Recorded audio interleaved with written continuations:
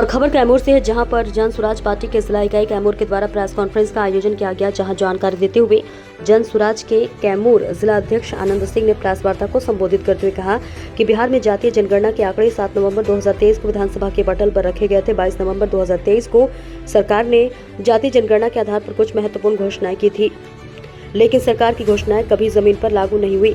जन स्वराज सरकार से जातीय जनगणना और भूमि को लेकर पूरे बिहार में आंदोलन करने जा रहे हैं। सरकार से हमारे कुछ सवाल है। बिहार सरकार जातीय जनगणना और भूमि सर्वे पर क्षेत्र पत्र जारी करें। जातीय जनगणना रिपोर्ट में आरक्षण बढ़ाने की सिफारिश की गई थी, लेकिन अब तक आरक्षण की सीमा नहीं बढ़ाई गई है। सरकार इस पर अपनी स्थिति स्पष्ट करे। सरकार ने 22 नवंबर 2023 को घोषणा की थी कि 94 लाख परिवारों को रोजगार के लिए 2 लाख रुपए की सहायता राशि दी जाएगी। अभी तक भी परिवार को पैसा नहीं मिला है। क्यों? सरकार ने जातीय जनगणना में घोषणा की थी कि 40 लाख बेघर परिवारों को 1,20,000 रुपए की सहायता दी जाएगी। अभी तक वो भी सहायता नहीं मिली है। क्यों? 2006 में नीतीश सरकार ने दलित विकास मिशन की शुरुआत की थी और 2008 में भूमिहीन दलितों को 3 डिसमिल जमीन देने का वादा किया था। अब तक केवल 2,34,000 दलित परिवारों को ही जमीन दी गई है। उसमें भी 1,20,000 परिवारों को जमीन का कब्जा नहीं मिला है। इसका जवाब दी सरकार। मात्र 20% जमीनों का ही डिजिटाइजेशन हुआ है, जबकि आंध्र प्रदेश में 80% जमीन डिजिटाइजेशन हो चुकी है। सरकार अब तक डिजिटाइजेशन क्यों नहीं करा पा रही है? जमीन सर्वे के नाम पर नीचे अधिकारियों ने भ्रष्टाचार के माध्यम से गरीब जनता को लूट रही है। ने जो जातिगत जनगणना कराई थी 2023 में 7 नवंबर को विधानसभा के पटल पर रखा था, उसको लेकर ही जन स्वराज पार्टी ने यह प्रेस कॉन्फ्रेंस करने का निर्णय लिया है पूरे बिहार में, जिसका विषय रखा गया है 7 नवंबर को पटल पर रखा गया और 22 नवंबर को सरकार ने अब एक घोषणा जारी की कि मैं बिहार के उन सभी महादलित परिवारों को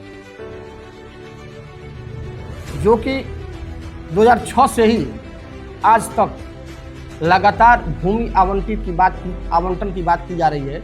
अभी तक 2,34,000 ही लोगों को भूमि आवंटित की गई, जिसमें 1,20,000 लोग ही केवल अभी तक कब्जा पाए हैं और आधे से कम लोग अभी भी जमीन का वह शेरपट्टा लेके घूम रहे हैं। तो जन स्वराज पार्टी ने इस जातिगत सर्वेक्षण और सामाजिक तनाव को लेकर सामाजिक न्याय के लिए जन स्वराज पार्टी ने इस कार्यक्रम को रखा कि पूरे बिहार में हम इस वर्तमान की सरकार का पोल खोलेंगे कि आपने जो जातिगत सर्वेक्षण कराया था और आपने जो वादा किया था यहाँ के गरीबों को, यहाँ के मजदूरों को जो हम काम देंगे, यहाँ 1,20,000 परिवार का मैं घर बनवाऊंगा, 14 लाख लोगों को मैं 2 लाख रुपए देकर स्वरोजगार के तहत उनसे मैं व्यवसाय करवा के उन्हें मैं गरीबी के दलदल से दूर करूंगा, लेकिन सरकार ने किसी भी मुद्दे पर कोई काम नहीं किया।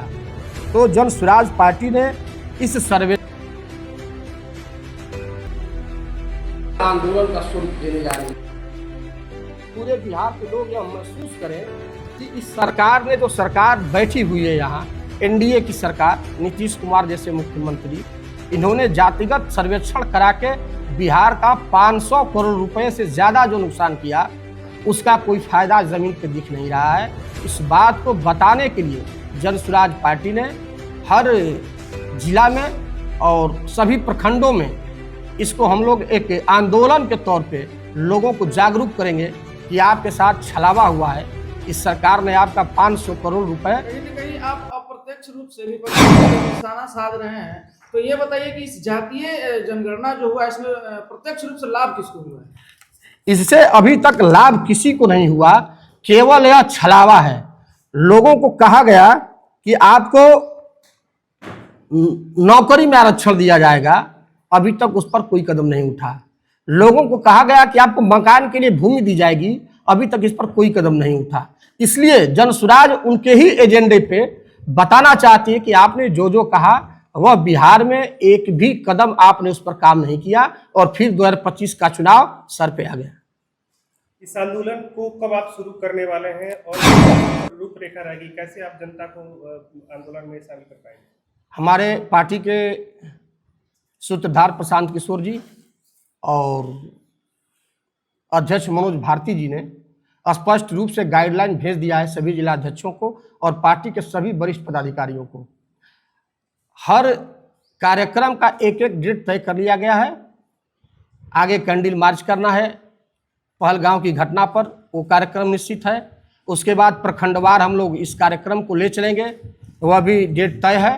तो हम लोग सीधा सीधा ये कहा जाए कि प्रदेश अध्यक्ष के मार्गदर्शन और प्रशांत किशोर जी के नेतृत्व में हम लोग सभी कार्यक्रम की रूपरेखा तय कर चुके हैं। अभी आपने पहलग्राम की बात की, अभी जस्ट पूरा देश उस शोक से उभरा भी नहीं है। तमाम तरह की जो पार्टियां हैं अपना अपना निशाना साध रही हैं, तो इस पे आपका क्या प्रतिक्रिया? ये घटना इतना सुरक्षा के बावजूद कैसे हो गई? इसमें सबसे बड़ा दोषी किसको मानते हैं?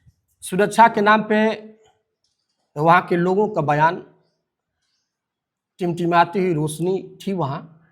एक भी अधिकारी या बीएसएफ का जवान या आर्मी का जवान उस पूरे एरिया में नहीं पहुंचा भी। तो 40 मिनट के बाद, चूंकि वहाँ के लोगों का बयान है, जिनके पति नहीं रहे आज, उन लोगों का बयान है, तो मेरा मानना है कि सरकार केवल इस देश में सत्ता बनाने और बिगाड़ने में लगी हुई है। सरहद की चिंता नहीं है इस सरकार को कि मेरा सरहद सुरक्षित है या नहीं है। उस शोकाकुल परिवार के लिए क्या संवेदनाएं व्यक्त करना चाहते हैं कि परिवार के सदस्य उस घटना में मारे? हम सभी जन स्वराज पार्टी के लोग